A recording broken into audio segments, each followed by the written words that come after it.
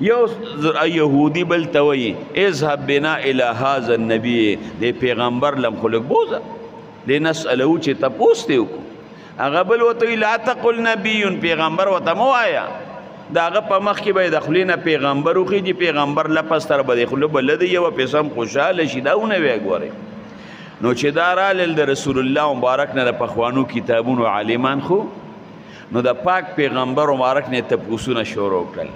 د دواړو جهانو سردار مبارک یو په یو جواب ورکړ او د دوی د باطن هغه خوبس ګندګي هم بیان کړه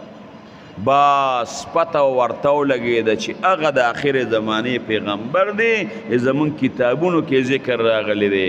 حدیثو کې راځي فقبل یدیه ورجلیه رسول الله مبارک له لاس هم ښکل کړه دغې دو یهودیانو خپې هم وله ښکل کړې خو بیا هم د بعد او د حسد نه ایمان ګورې نه دی راوړی